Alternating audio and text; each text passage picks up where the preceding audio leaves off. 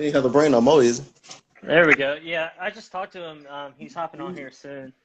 Come all the way around. That's fine how it is. With me, that's fine how it is, unless you want to change it. My bad, Jordan. What you said? No, it's good. He said the same thing you did before. The weather's super shitty where you guys are at. Oh, yeah, yeah. Oh, there he is. Um, just join.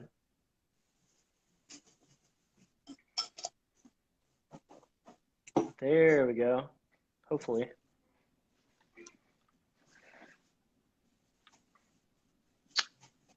Okay.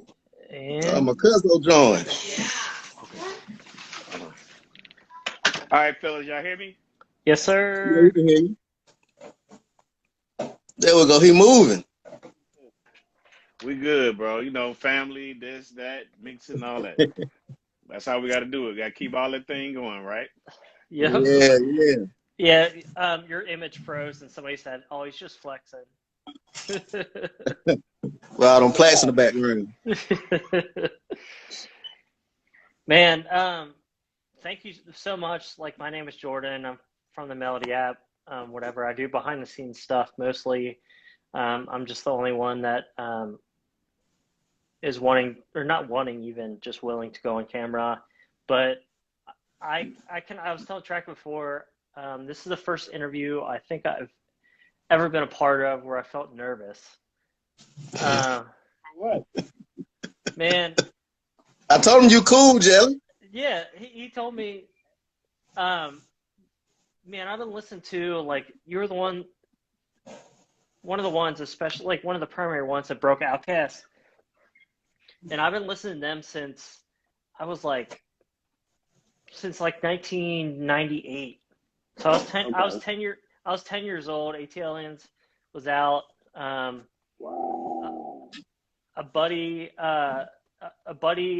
of mine, his brother would take us to go play golf, and he had this, like, big old, like, speaker in the back, and you bump ATLiens, and that's still one of my favorite records of all time. And I know you played Elevator a lot, so just thank you in advance for so much that you've contributed to the music industry, specifically in Atlanta, which is just the hub at this point. So appreciate you for being here. Yeah, appreciate you for being here. So just for we got some people on right now. I'm a little bit younger-ish. I'm gonna say that even though I'm not. But the primary user base for our app is they're early producers. They're early on. They're early in the industry. Can you kind of give an intro as to, I know this is kind of a loaded question because there's so much to talk about, but about you as a DJ, as a tastemaker, as, like, the face of Atlanta. Can you kind of talk a little bit about that to get us started? You know, what's up, people? Some of y'all know me, some of y'all don't. DJ Jelly checking in. They call me Stamp of Approval. Why? Because, you know, I'm a fan of music just in general.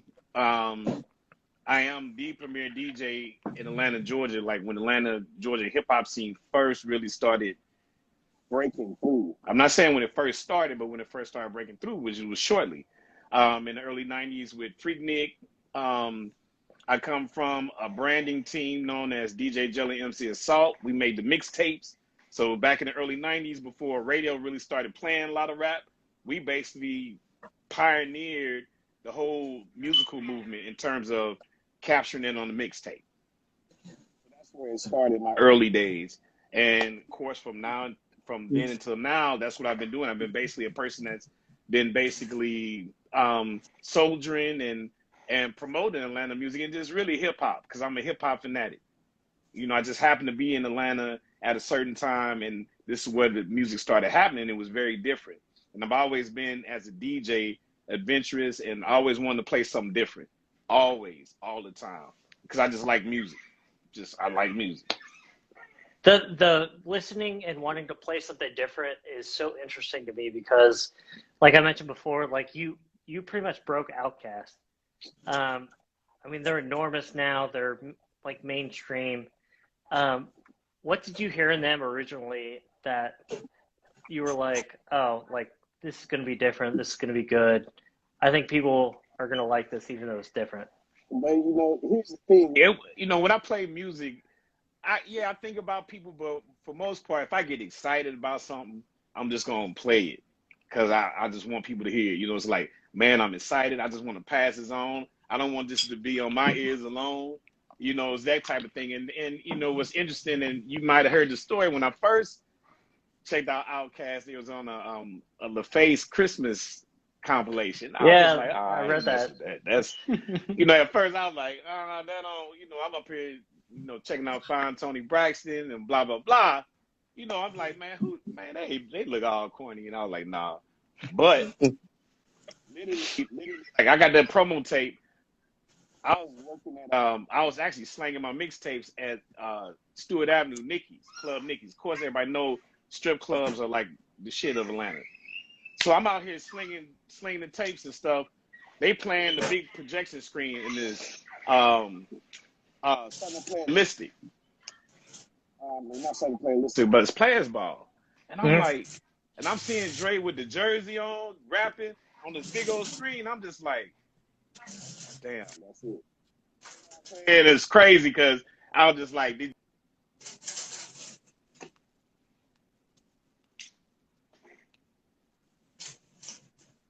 Oh shit! It's lagging again. I know, man. It's that weather. It must be. He was getting into it too. He was giving you the facts. Fuck.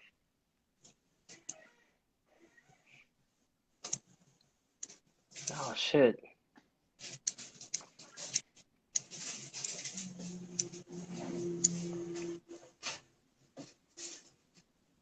If he come back in, it should pick up.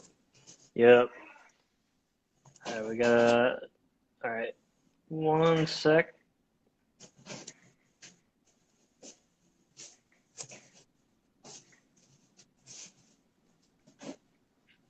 All right, Hey, I There think we so. go. Yes, You good? sir. I think so. Mm-hmm. Hey man, you know this that's what it is, bro. We know it's rain, sleet, and snow. We're gonna still be here. No, man, but I was just really impressed when I saw that video. It just really changed me like ASAP. And man. I had just started on V103 DJing. This is the early '90s. You know, they just banging all the Snoop and all that. I was like, nah, these sound like some folks I know right up Stewart Avenue, around the corner of West End. And I just immediately I was a soldier cheerleader from then on. Because it was exciting, and the music was good. It was soulful. It was hip. It was like East Coast mixed with down south, and it blew me away once I really saw that. I know you mentioned Snoop. The one comment I saw, like in one of the interviews you did, you were talking about, I think it was Jeezy's album. You equated to The Chronic, which I think is amazing and totally true. Can you speak so the Jeezy, I think it was Jeezy, the Jeezy album that you equated to like The Chronic. On one of the interviews I was watching, it's so insightful and so. Oh no! Can you hear me?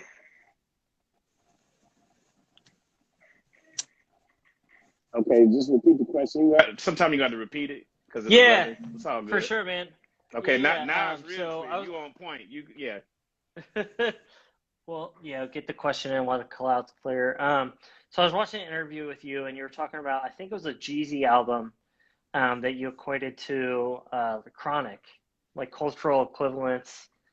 Can you kind of speak to like the importance of just up and coming producers, artists, the wave in Atlanta, and the importance that it plays on like the rest of the country? Because like you guys hear a lot of stuff much before we do. As I'm in Cincinnati right now, I know like going to Magic or whatever, like you're hearing different stuff that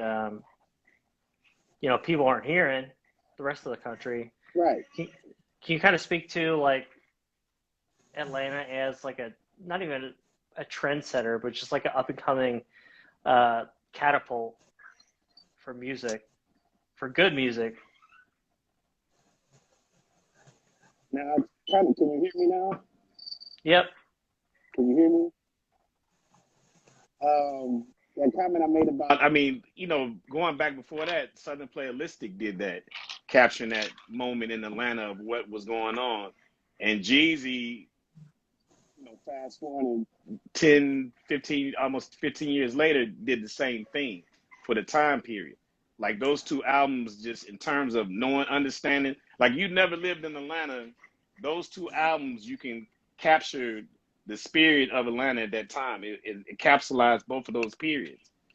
I mean, it's important when you, from whatever region you're from, for music to do that, things, especially in terms of hip hop, just giving you, you know, giving you the language, giving you the vibe, the day to day, giving you the atmosphere. You know, you got to feel that. That's just like when I first listened to Nas' first album. I'd never been in New York, but I thought I was on one of them trains and wearing Timbs. You know, it was like when I heard it, I visualized everything, and I had never been there, but I could see and hear everything. It's like watching a movie. Those two albums to me, Southern Playalistic and that Jeezy, Thug Motivation 101, the album, just did it.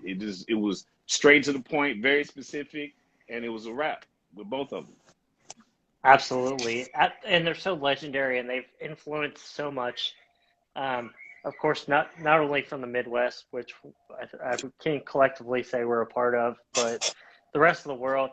One thing I was really interested in too is like your mixes on the Mixtape Mobsters, the stuff you put out. Like you crisscross a lot of like West Coast stuff with the South. How do you think that's influenced just the general sound of hip hop music? in terms of the mixtapes? Or in terms of the South? Just the sound in general. The mixtapes are amazing, and I think people, I would imagine people are super familiar. If you're not and you're watching, get on it. Legendary. Let's backtrack. The whole DJ Jelly, MC Assault, Mixtape Mobsters, Monte. I mean, it's a collective, you know, which we are all DJs. Me and Assault are OGs, so we come from when the first rap song was ever made. You know, we were kids then. So, you know, we're a combination of all of that. You know what I'm saying? So it lines different generations and everything. That's what we do. We just like reporters, right? And we taking this music and we're, well, reporters and painters, and we just putting it all together and giving it to you, giving it to the public. And our mixtapes, especially in the early 90s, influenced a lot of the production in Atlanta's music overall. From us, the Camp after.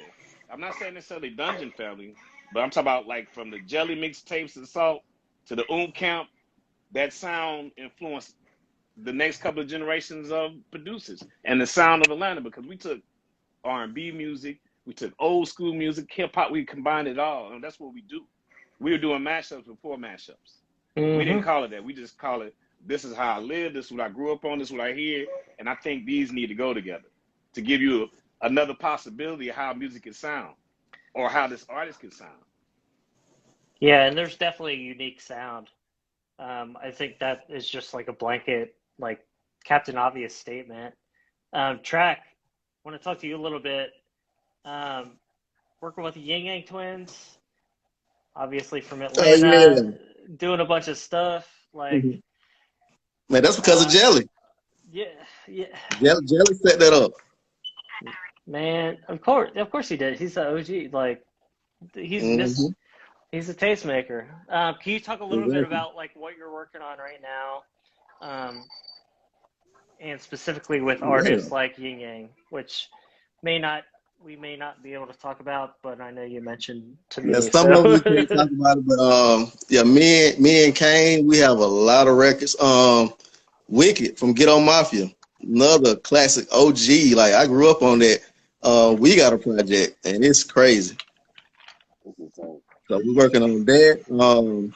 Ying Yang Twins with Kane. I'm hoping I can slide in on the Lil Jon project they got coming out.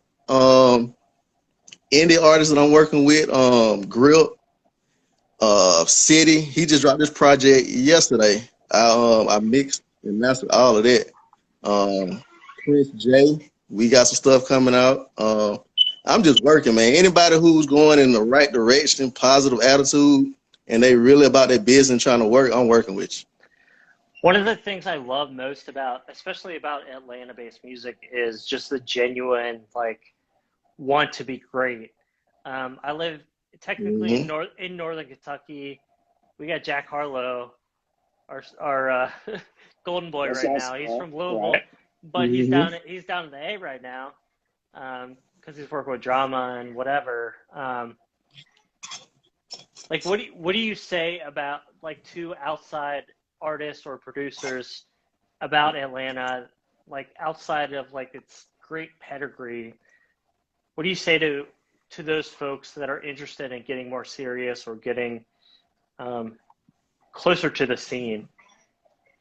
What I would say is really create your own scene. You got all the talent and everything that you really need. You seeing other people and you look at it and looking at them like they're on a bigger stage, but really you can create your own stage. It's all about you really working together instead of just trying to get on with other people. Work with the people that's around you. That's the easiest way. Yeah, and that, like, the being big locally thing. Like, I am not a producer or musician by any means, but I know that's a common theme. Um,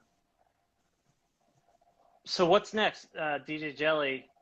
You've done it all. You're an entrepreneur. Oh, You're a I've been. tastemaker. Done it all. I've done a lot, but You've done a lot. all is Okay, like there we when go. I'm There we go. all is like when my spirit is going on to the transition.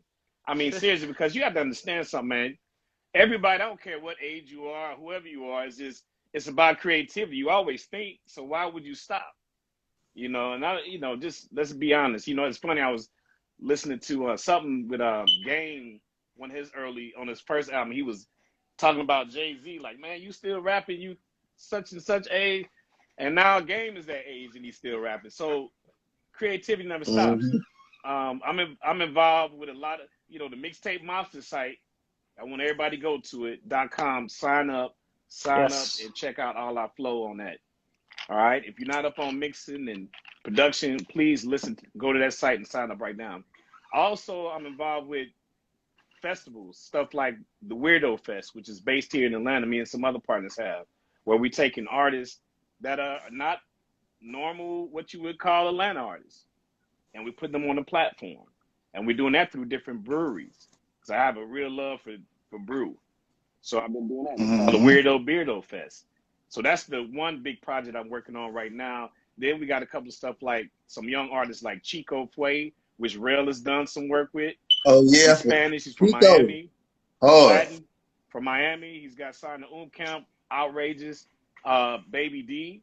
OG Baby D is coming out with a new album. Hmm Of course, he's the creator with us, along with us, the ATL Hole saying. When you say ATL Hole, you can't do nothing but say Baby D in the Camp and Baby Jelly them. D. Period. Anytime you say ATL, that's where it comes from. Shout out to Lil Jon for getting on the background on that two song with us. Man, just and just possibly, continue to consult people, working with Wicked, Rail, just enjoying working with artists that I want to work with. John Williams, who's a flautist out of Atlanta, from Southwest Atlanta. He looked like a football player, but man, he played that flute like no other. And he got a song with Gip, just being, hmm keeping that creativity going, man. Spanish. That's Man. so that's And so the refreshing. possibilities. That's so refreshing. And like, you're exactly right. You've done a lot, but you haven't done it all. One of the things I thought was really interesting just in talking to people this week is not only just the need to be creative continuously, but the importance of just branching outside of, just your niche. So outside of DJing, so you're heavily involved, I believe, according to what I read, with Freaknik, and you have so much other stuff going on. Um, I just think that's really important to reemphasize to the people coming up that there's not just a one-way path. Like, there's a path that hopefully branches off quite a bit and just goes into other creative outlets. So thank you for talking about that. And I do want to speak on Freaknik. I've been looking that up. I watched the documentary, which you're a part of. You Um, missed it, man. You missed it. I Oh did my miss it. God. I'm a little bit younger. Man, if I'd have You known missed about it. it, if My I could, brother and sister went to Morris Brown, so I was right in the middle of it when I was young. if I could time warp, that'd be one of the places I'd go. What do y'all think about the Well, come lineup on this down. year? We're waiting on you. Hey, Waiting I'll on come you, to the man. A. Last time I went to Atlanta, it was trouble, so I'm gonna have to I'm gonna have to watch or go with somebody. uh, this year's lineup is, I mean, it's all right. Seems like it'd be amazing. Do you have any involvement this year, or are you a spectator, or um, As far as, well, you know, The festival's coming up. I didn't catch it because you was kind of freeze framing from my point, but man, in October they got the big Freaknik Festival coming. One Music Fest. There's a lot of stuff coming up, and I'll be involved with some of it. Absolutely. that's awesome. I'm glad it's still going on. I know there's some issues from like '99 till for like 20 years or something, I right. read. So Mhm. I'm glad it's back. I'm glad it's actually representing the culture and not just some like free for all like spring break, Mardi Gras type bullshit or whatever. Um, But hey, back in the Hey, back in the days, it was cracking though. The early part of it, it was really cracking. Yes, It was Lord. very organic Yes, and very Lord. different, never to be duplicated. I went down the rabbit hole of looking up pictures from Freaknik of like '96, and I my mind is blown. It looks amazing, I and still remember the highway being shut down, and that's just been on the highway doing freaking it, going down. man, Still remember. hopefully that same energy and that same like positive culture is there this year. I think like Ray J's on there, and um, I don't even remember who. A little Scrappy. I don't know. There's some interesting artists on there. So um, don't want to take too much of your time. I want to know specifically for most of the producers on our platform or early on, like I mentioned before. What advice would you guys give to early producers, early creators, early artists, as far as just getting on the path to growth to everything, and by everything, I mean just being beyond producing, because I feel like that's kind of a necessity or a goal nowadays. What advice do you have to these up and comers? You want me to go first? Or you want Jelly? now, go ahead. Go ahead.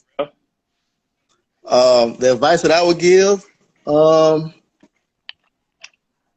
for me, a lot of production is based off experiences in life. So just enjoy life.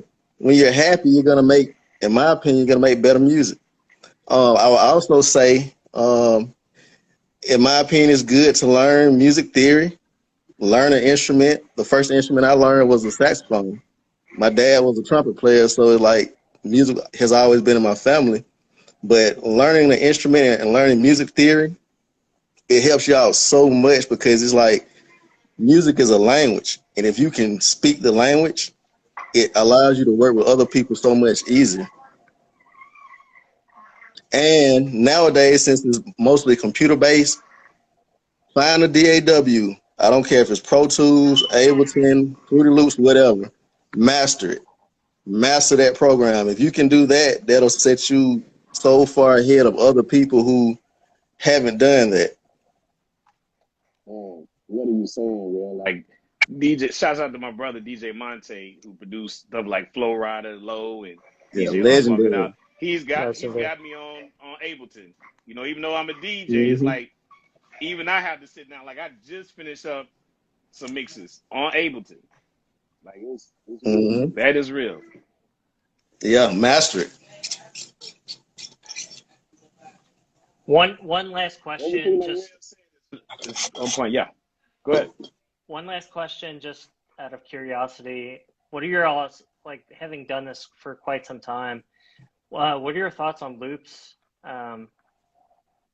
just using them or having them available. There's a lot of strong opinions out there. I was just curious if you all had one.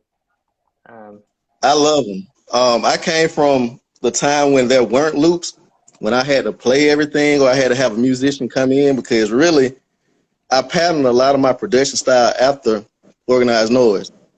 I learned a lot from being around Mr. DJ. So that's who really got me into making music.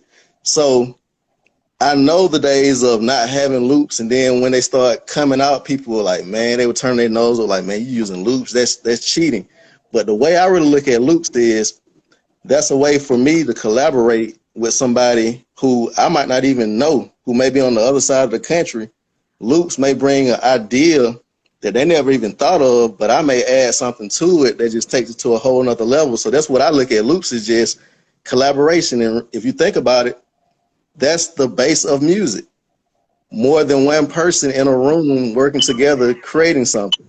So that's how I view loops. I love them.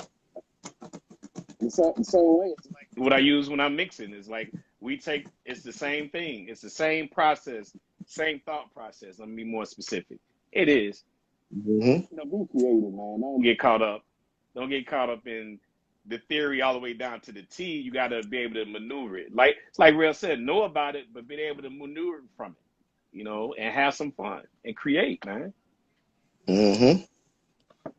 That's great to hear. I I saw, know there was some smoke up I in the saw air. Timbo say something the other day. He said there is no cheating in music, because he was talking about loops too. And people were trying to say that he was cheating by using loops. But then he broke it down and it's like, there is no cheating in music. That's very refreshing to hear. I know there's been some like stuff on like Producer Grind with some like major producers just having bad luck with like royalty-free loops, which that's another can of worms that we personally, as a company, don't agree with. But anyways, guys, thank you so much. It's been an absolute honor. And a Appreciate you, man. privilege. Yeah, Trackman, it's great to see you in person. Jelly, it's great to meet you. Great to talk. You're a legend, and Man. Yeah. you guys, Come on down. you guys don't want me in Atlanta. I'm going straight to Magic, and it's not gonna be good. So, Come on, man. Come on down. Go. All right, Let's let's go. All right, hey, thank you guys. Hopefully, we'll be in touch soon. All right, Of course. appreciate you.